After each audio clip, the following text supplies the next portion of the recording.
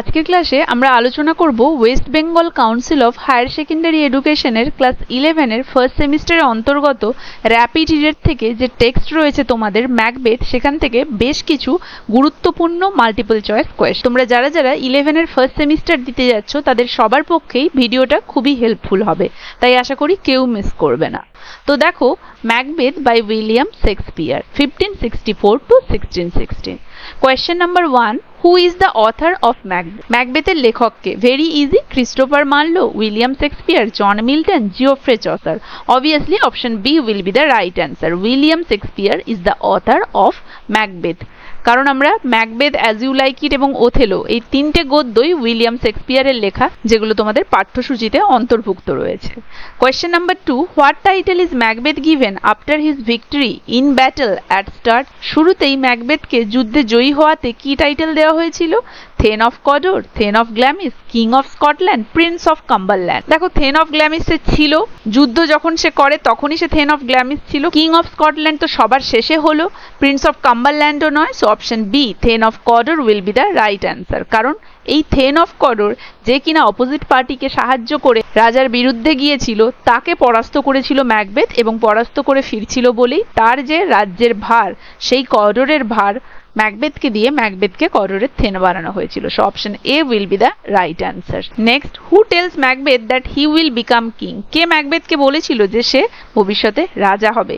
Lady Macbeth, Duncan, Banquo, the three witches. Obviously option D, the three witches. তারাই বলেছিল ম্যাকবেথকে যে পরবর্তীকালে সে হবে স্কটল্যান্ডের রাজা। Next question, question number 4, what do the witches predict for Banquo? ব্যাংকোর উদ্দেশ্যে সেই ডাইনিরা কি প্রেডিক্ট করেছিল বা ভবিষ্যৎবাণী করেছিল? হি উইল ডাই ইয়াং, সে কম বয়সে মারা যাবে। হি উইল বিকাম কিং, সে রাজা হবে।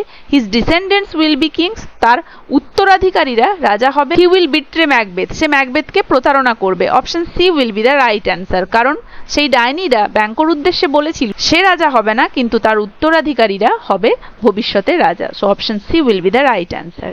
Next, what is lady Macbeth's reaction to the witches prophecy? সেই ডাইনিদের ভবিষ্যৎবাণীতে লেডি ম্যাকবেথের রিয়াকশন কি ছিল? She is afraid of Macbeth's ambition, সে ম্যাকবেথের এই উচ্চাকাঙ্ক্ষাতে ভয় পেয়েছিল। She is determined to help Macbeth become king, সে পুরো দৃঢ়প্রতিজ্ঞ ছিল ম্যাকবেথকে রাজা হওয়াতে সাহায্য করার জন্য। He wants Banquo to become king, সে চেয়েছিল ব্যাংকো রাজা হোক। সে ইগনোরস ইট, সে এগুলোকে ইগনোর করে দিয়েছিল, অবহেলা করে দিয়েছিল। Option B will be the right answer. শোনার পরেই তার রিয়াকশন এমন ছিল যে সে পুরো দৃঢ় প্রতিজ্ঞ হয়েছিল ম্যাকবেথকে রাজা হওয়াতে সাহায্য করার জন্য। Option B will be the right answer. What does Macbeth see before killing Duncan? ম্যাকবেথ কি দেখতে পেয়েছিল ডানকানকে হত্যা করার আগে? A crown, a dagger, a ghost, a ladder. আমরা দেখেছি ম্যাকবেথ যখন ডানকানকে হত্যা করতে যায়, চোখের সামনে সে কি দেখতে পেয়েছিল? একটা ছুরি ভাসছে, সেই ছুরিটার মুখটা তার দিকেই করা এবং সেটা থেকে রক্ত পড়ছে তার ডগা থেকে। So option B will be the right answer. Next, who is framed for Duncan's murder? ডানকানের মার্ডারের জন্য কাকে ফ্রেম করা হয়েছিল? Banquo, Malcolm and Donalbain, the guards, Macduff. দেখো, ডানকানের মৃত্যুর অপরাধী সাজানো হয়েছিল সেই গার্ডগুলোকে, the guards. Option C will be the right answer. Next, why do Malcolm and Donalbain flee after their father's murder? কেন ম্যালকম এবং ডোনাল্ডবেন তাদের বাবার হত্যার পরে পালিয়ে গিয়েছিল? দে আর গিল্টি, তারা অনুশোচিত ছিল। They fear for their life, তারা তাদের জীবন নিয়ে ভয় পেয়েছিল। They want to take revenge, প্রতিশোধ নিতে চেয়েছিল। দে ওয়ার ব্যানিশড, তারা নির্বাসিত হয়েছিল।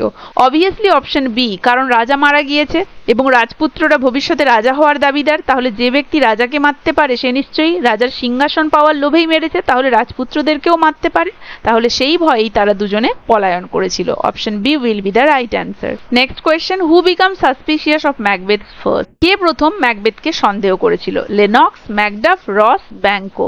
Macduff will be the right answer. ম্যাকডাফেরই প্রথম সন্দেহ গিয়ে পড়েছিল ম্যাকবেথের ওপরে যে সেই হয়তো রাজাকে খুন করেছে। How does Macbeth plan to kill Banquo? Macbeth কিভাবে প্ল্যান করেছিল ব্যাংকোকে হত্যা করার? অপশন, ইন আ ডুয়েল, একটি ব্যর্থ যুদ্ধে।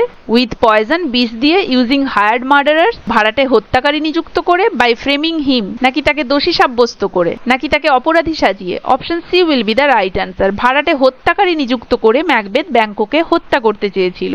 Next, what happens to Banquo? ব্যাংকোর সাথে কি ঘটেছিল? হি ফ্লিজ, সে পালিয়ে গিয়েছিল।